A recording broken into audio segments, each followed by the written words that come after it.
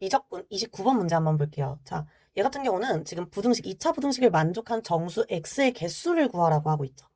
그럼 일단 이참수를 그려서 생각을 해볼 건데, 이 이참수, 얘를 나타내고 있는 이 이참수를 그려보시면 이제 축이 x는 2n이라는 거 쉽게 확인할 수가 있고요. 우린 요 범위에 해당되는 정수 x를 찾고 싶은 거다 보니까 그 범위에 해당되는 정수 x를 찾기 위해서 일단은 이 x축과 만나고 있는 이 두 점을 알파, 베타라고 했을 때 요 간격을 확인해 보기로 했어요. 자, 베타 마이너스 알파를 구해보니까 두근의 차공식을 이용했고요. 루트 b제곱 마이너스 4ac 이렇게 해서 두근의 차를 확인을 했고 그거의 절반의 간격을 먼저 확인을 해봤습니다. 일단은 베타 마이너스 알파가 대략적으로 어느 정도의 값인지 확인을 해봤더니 이거 4n보다는 크고 4n 더하기 1보다는 작죠. 그렇다면 이 절반에 해당되는 2분의 1 베타 마이너스 알파는 2n보다는 크고 2n 플러스 1보다는 작을 거예요. 2n 플러스 2분의 1보다는 작을 거예요. 자, 우리는 요 베타보다 가장 가까운, 베타에 가장 가까운 정수를 사실 확인하고 싶은 거거든요. 그래서 요 간격을 그래서 확인을 한 거고, 요걸 축에서 요 간격만큼을 더해주면, 축에서 요 절반의 간격만큼을 더해주면 사실 그게 지금 베타겠죠. 근데 베타보다 누가 더 작다? 4n이 더 작고 4n 더하기 2분의 1이 더 크다라는 것을 확인할 수 있습니다. 그 얘기는 다시 말하면 여기에 4n이 있다는 거예요. 물론 요 옆에 4n 플러스 2분의 1이 있고요. 그러면 우리는 정수를 찾고 싶은 거다 보니까 여기에 4n이 있다면 여기는 일단 누가 있을까요? 0이 있겠죠. 2n에서 2n만큼 뺐다고 생각하시면 조금 쉽고요. 0부터 4n까지 요 사이에 있는 정수의 개수를 센다고 하면 0부터 4n까지만 세면 되니까 총 몇 개가 있다고 볼 수 있을까요? 4n 더하기 1개가 있다고 생각하면 되겠죠. 그래서 a에는 정수 x의 개수이기 때문에 그냥 4n 플러스 1이라고 쓰시고 극한값 계산만 하면 끝나는 문제예요. n이 무한대로 갈 때 루트 an 구한 거 그대로 써 넣으시고요. 4n 제곱 플러스 n 빼기 pn. 자, 얘가 q라는 값을 수렴하기 위해서는 일단은 우리 개수 비교한다고 생각하시면 돼요. 자, 수렴하기 위해서는 어쨌거나 p가 반드시 뭐여야 된다? 2여야만 하더라 라는 거 알고 계실 거고요. 그 다음에 p를 2라고 설정을 하고 극한값을 계산을 해보면 유리화를 해서 계산을 해볼게요. 리미트 n이 무한대로 갈 때 분모의 루트 4n제곱 더하기 n 더하기 2n분의 분자는 4n제곱이 사라지면서 n만 남고요. 극한값은 2 더하기 4분의 1 이렇게 나오고 그게 q가 됩니다. 문제에서 구하라고 한 건 100pq이기 때문에 계산을 해보면 100 곱하기 2 곱하기 2분의 1에서 4분의 1에서 50 이렇게 나오겠죠. 이번엔 30번 문제입니다. 자, 30번 문제는 일단 fx 먼저 확인을 해봐야 되는데 fx는 극한으로서 지금 함수를 정의하고 있어요. 절대값 x가 1보다 클 때 먼저 생각을 해보면 무한대분의 무한대꼴이고 x의 2n제곱으로 나누면서 사실 시작을 하죠. 그래서 x의 2n제곱으로 나눠버리면 여기 x만 남고 여기는 1.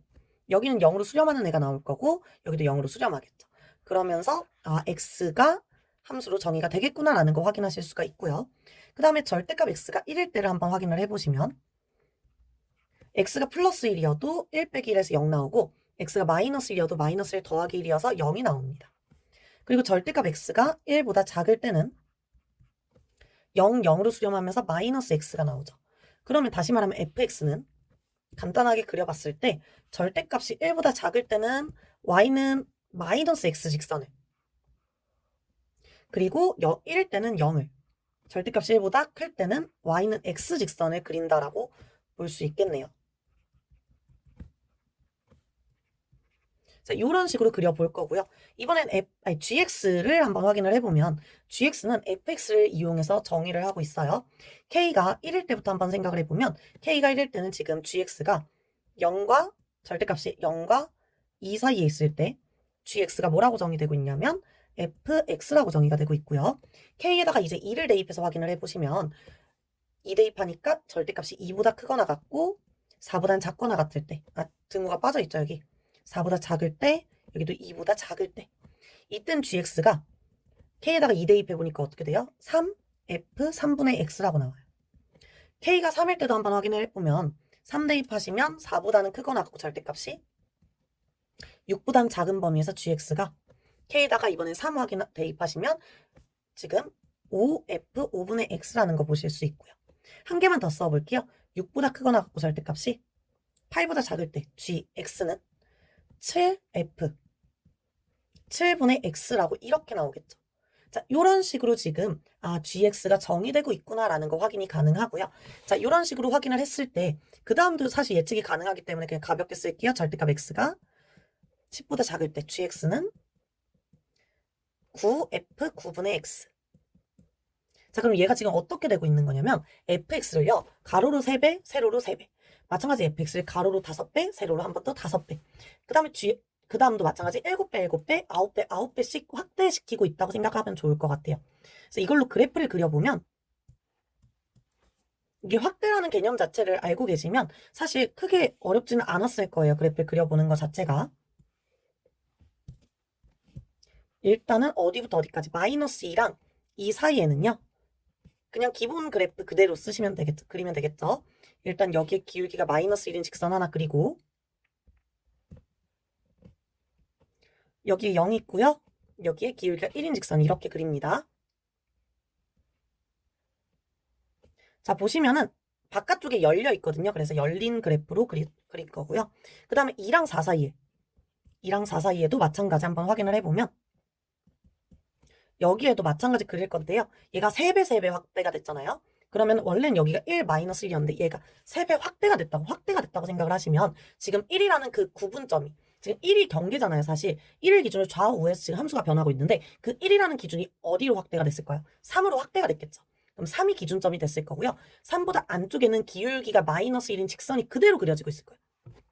물론 가로로만 확대를 하거나 세로로만 일방적으로 확대를 했다면 얘가 기울기가 바뀌었겠지만 가로로도 3배, 세로로도 3배를 확대했으면 그냥 있는 그대로 쭉 확대만 한 거다 보니까 어때요? 기울기가 변하지 않았을 거거든요. 그래서 얘는 여전히 2,-2와 3,-3을 지나는 그러한 그냥 기울기가 마이너스 1인 직선이었을 거고요.